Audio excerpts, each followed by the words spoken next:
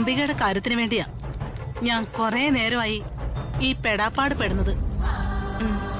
കാര്യം നിസ്സാരമാണെങ്കിലും പ്രശ്നം ഗുരുതരമാണ്. അത് പണ്ടത്തെ 2 സിനിമകളുടെ പേരല്ലേ?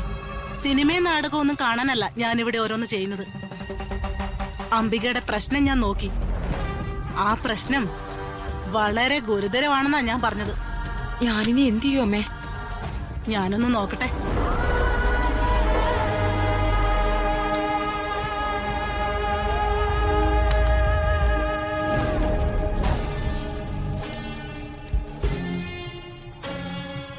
കാലപുരുഷൻ നിങ്ങൾക്കെതിരെ തിരിഞ്ഞിരിക്കുകയാണ്.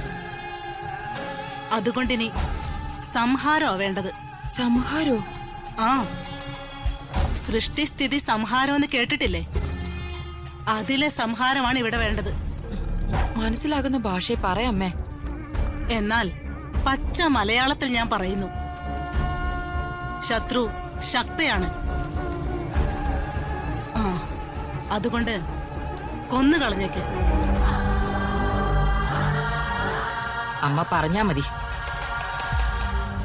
എന്റെ മകന്റെ നന്മയ്ക്ക് വേണ്ടി ആരെ കൊന്നിട്ടാണെങ്കിലും ജയിലിൽ പോയി കിടക്കാൻ ഞാൻ തയ്യാറാ. എനിക്ക് ആ കാര്യത്തിൽ സന്തോഷമേ ഉള്ളൂ. ആ മനസ്സ് നല്ലത് തന്നെ. മകന് വേണ്ടി ഒരാളെ കൊന്നിട്ട് ജയിലിൽ പോയി കിടക്കുക. കരുണയും വാത്സല്യമുള്ള അമ്മമാർക്കേ ഇതിനൊക്കെ കഴിയൂ. പക്ഷേ ഒരു കാര്യം അംബിക മനസ്സിലാക്കണം. അംബികയുടെ ജാതകത്തിൽ ജയിൽവാസം ഇല്ല. അംബിക ഒരാളെ കൊന്നാലും പോലീസ് പിടിച്ചാലും കോടതിയിൽ നിന്ന് ഊരിപ്പോരും. സന്തോഷമേ. അംബികെ, ശത്രുവിനെ തോൽപ്പിക്കാൻ ഒരെളുപ്പ വഴിയുണ്ട്. ശത്രുവിന്റെ ശത്രുവിനെ മിത്രമാക്കണം.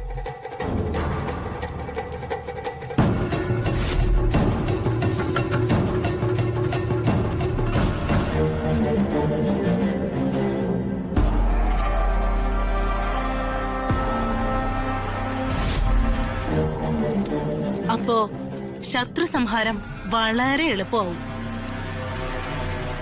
മനസ്സിലായി അമ്മേ. ആ, എന്നാ ദക്ഷിണ വെച്ചോളൂ.